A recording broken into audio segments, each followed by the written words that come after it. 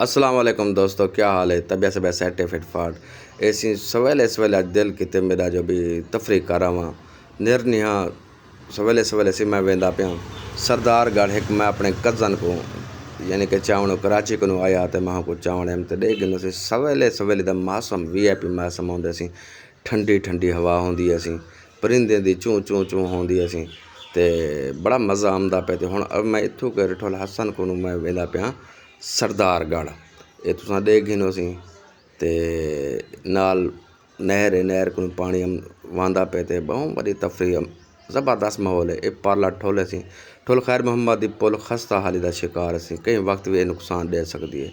तो ये जी बड़ी खड़े सी वज़ीर आला पंजाब का सी एक कचरा आला है। ये बस इवें बड़े खड़े बहुत बड़े अखराजात इन्हें कर छुड़े ने बेफजूल। तो सारा ठुल हसन ते ठुल खैर मुहम्मद अली जी ये रोड है ना सारी नज़र दे विच किदी एक ना बढ़ सकते क्यों जो असां आ गए हुण प्रोटोकॉल दे विच। ये सड़क किदी नहीं बढ़ सकती थी असां इन धक्के दे विच यानी कि ये सफ़र करेंदे रह वेसों। असां हुण उत्ते आ गयूं रुकमपुर दे बिल्कुल पुल दे बिल्कुल करीब आ गयूं। ये तुसां देख सकदो ये माल सी माल सवेले सवेले लोग को माल यानी कि छिक वेंदे माल को चरेंदे माल को यानी कि चारा वगैरह खवा शवा ते वाला वापस गनमदन। खूबसूरती है सारे शहर की बहुत बड़ी खूबसूरती है। देख सी ज़बरदस्त माहौल होंदे सवेले सवेले बहुत ऊँ खूबसूरत माहौल होंदे।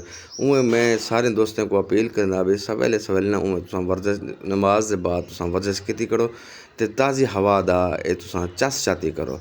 ताज़ी हवा जिस्म को तवानाई करेंदे बहुत खूबसूरत माहौल होंदा रहंदे। तुसां सारे दोस्तों नाल अपील है जो भी सवेरे नमाज पढ़ते तुसां ये वर्जिश कारगिदी करो।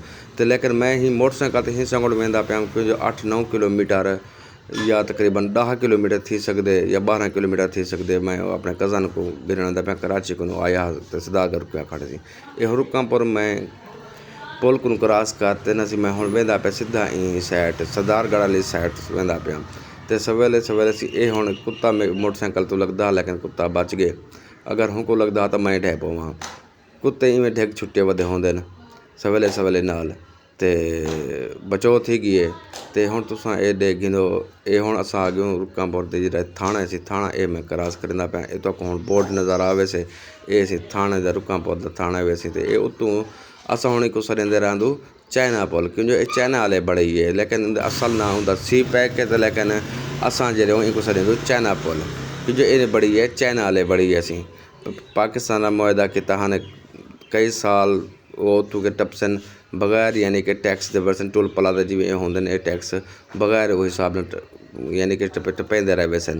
तो पाकिस्तान का बहुत बड़ा फायदा थे आवाम का बहुत बड़ा फायदा थे जो जो जरा सफ़र 10 किलोमीटर का सफ़र होंदे असां मिसाल के तौर पर 10 मिनट थींदा पहले हुण तो असीं 2 मिनट के अंदर थी वेंदे। ये है वैसी हुण सरकारी हस्पताल है वैसी ये है वैसे सरदारगढ़ को 27,000 को होते है वैसी ये हुण डे गिनो खूबसूरत माहौल ज़बरदस्त माहौल प्यारा माहौल।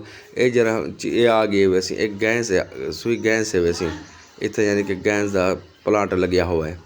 ये हुण ट्रैक्टर खड़े ट्रैक्टर के नाल प्लेटें आली ट्राली खड़ी है ची तो हुण असां वो क्रॉस की वेंदू। तो इथी के तो मैं बी चीज़ दिखाना ये हुण अंब का सीज़न आ गए वैसी लोग ये पेटियां बड़े पे अंब की टुड़ी वो ज़बरदस्त थी पी। ये हुण पुल आ गई असां पुल क्रॉस करेंदे पो ही पुल दी क्रॉस करन दे नाल तो मैं बी गल दसां अंब का सीज़न है वैसे तुसां एहतियात नाल गे करो। ये मस्जिद खूबसूरत है सी ज़बरदस्त अच्छा तो ख़ास तौर से एहतियात किया करो अंब के सीज़न ते क्योंकि ये पेटी वाले बैठे होंगे ना तो दुकानें ते पेटियां बड़े इन जे किल होंगे अक्सर ये पे होंगे वे रोड ते अक्सर रोड ते होंगे मोटरसाइकिल हो या कार हो या कोई चीज़ हो वैसी मोटरसाइकिल को जिमें टायर को लगते टायर पचती होंगे खुदा ना खासा तुहाडे अगर मोटरसाइकिल की तुहाडी स्पीड है तो वो जिमें किल लग से मोटरसाइकिल पचती वैसे। तो हुण असां तकरीबन ये आ गयूं सी सरदारगढ़ के नेड़े आ गयूं तकरीबन सरदारगढ़ असां पहुँच गयूं। तो तुसां मेरा दोस्त ने अपील है तुसां लाइक करो शेयर करो कमेंट करो तो मेरे चैनल को सब्सक्राइब करो क्योंकि ये फेसबुक पेज